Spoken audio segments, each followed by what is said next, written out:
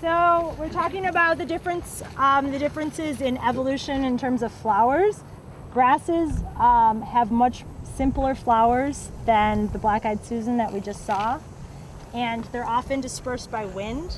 So you'll see you won't notice grass flowers unless you really look for them because they're not very showy.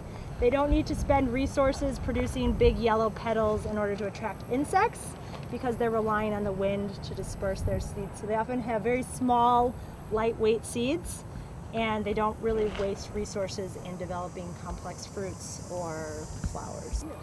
Okay, so here's another grass. This is the prairie cord grass that I had mentioned, and you'll see here, these are all of the flowers hanging down off of the grass. This plant is called blue vervain. At one point in the key, we were talking about the plants in terminal spikes and ascending rings. So when you walk by, take a look at how these plants are actually in small little rings around the stem. These will move up as the season progresses. So, you know, if you came a few months ago, the ring might have been down here. Eventually it'll bloom to the top and then it'll stop blooming. There's also an insect on here helping with the pollination. That's kind of cool. Behind us, we have a tall plant where I just saw monarch butterfly land that has whorled leaves. That's a good thing we haven't seen yet. Those are leaves that are arranged in a circle around the stem. That plant is called Joe Pyeweed, chairmaker's rush. This plant is actually, it's a scirpus, which means it's kind of closely related to sedges. And you'll see it has a stem that's like a triangle. Who can tell me the name of this plant? Vervain, excellent. All right. Excellent. Let's key out this plant here along the stem using the key that we've created. Leaves whorled, arranged in a circle around the stem, or leaves alternate or opposite each other along the stem. Alternate? Yeah. Okay. 4. Flowers pink, arranged in a terminal cluster, and stems exude a milky substance, or flower colors and arrangement various, stems do not exude a milky substance. Pink in a terminal cluster, all right. Okay. Do the plants exude a milky substance? I don't know. I think they will. We gotta find out. Oh yeah. Let me get a picture. What is that? it? There you does it. I don't know.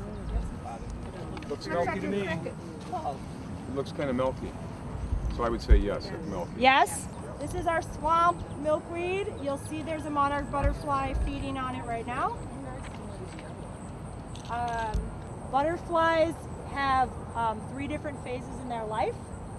After the adults will mate, they will lay their eggs or oviposit on often it's only one type of plant that they will deposit their leaves on. For the monarch, it's a milkweed. So you'll often see monarchs feeding on the milkweed using the flowers for food, but it's also the only plant that they will choose to lay their eggs on. How do you tell this apart from the common milkweed? That's what the key is going to help us with, but one of the key characteristics is how branched this plant is. So if you look at the overall, this is what we call the plant habit, kind of its overall shape and form. This plant is branching. If I look at the chairmaker's rush here, the Scirpus pungens, this plant is not branching, right? This is a good opposite, and this plant is not branching either at this time. If I look at this plant, I'm just gonna walk everyone through really quickly. So leaves whorled or leaves opposite, the leaves are opposite. So we're gonna go to 4. Flowers pink, arranged in a terminal clusters and the stems exude milky substance, or flowers various and they don't exude a milky substance. So I'm going to take this off. Milky substance. So that's 6. Wait, where do I go? No, 4. No, I go 5. So we had narrow lance-shaped leaves and plants branching, or long oval-shaped leaves and opposite each other on the stem, and the plant is not branching. So this is our common milkweed. Okay, so leaves whorled or leaves alternate or opposite?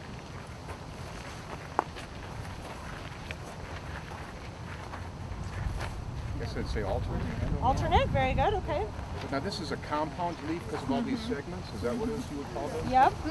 Because this leaf shape actually turns out to be key. There's like these, what, a dozen different kind of, so it's compound leaves? Exactly. Okay. Yeah. So that's good. Ross is kind of looking at all of the different parts of the plant, which is what we want to start training ourselves to do, is kind of get a sense for everything. So we are going to go here to 4. So flowers pink. No. We know the flowers aren't pink. So we're going to go to 4B, which is going to take us to 6. Square stem or round stem? It should be round. It does feel kind of square. It's kind of faceted but round. Kind of square. Yeah. Yeah, but That's another it doesn't. flaw in my key. Well, it's kind of hexagonal. Yeah. But not really square. No, it's not boxy four-sided. But if you It's go, ribbed, but it has a circular but if characteristic. you go to these round and up ribbed. here, then Yeah, it's okay. up at the top. It's Esther round. said All point out at right. the top Evelyn is by the getting the flower. hang of this. Thank you. All right, 7A. So we're going to say yes, it can be rolled. 7A. Okay. So Where that's do we going to go take from us, there? we're going to go to 6B, which is round stem that can be rolled. Yes. Maybe Yes. I should take out the roll. They should just quite round or swing. Okay, so 9.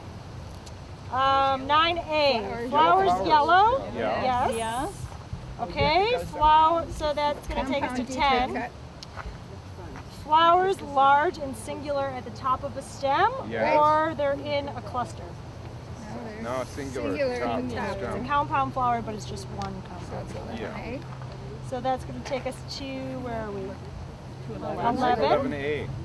Okay, here is our confusing couplet that I need to rewrite. Okay, you guys tell me, what do you think it is?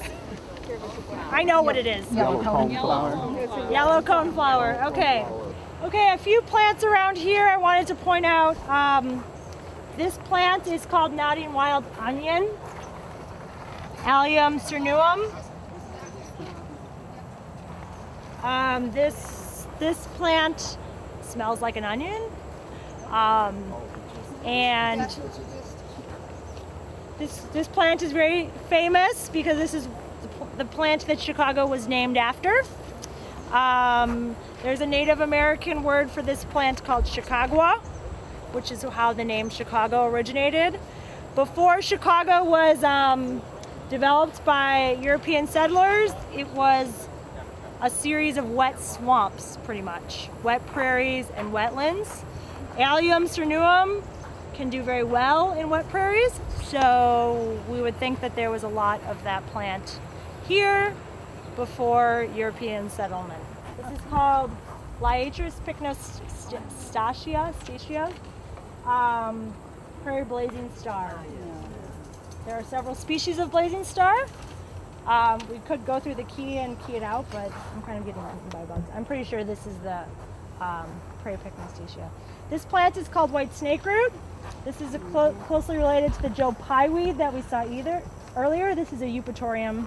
It's not on your list, but it's more of like a savanna plant. What is the name of it? This is called white snakeroot. Okay, this is an area where Madium has been working actively with volunteers to add more native plants to increase the native diversity in this area. So I'm just going to point out a few of the plants that we have here behind us. A plant that you're probably very familiar with.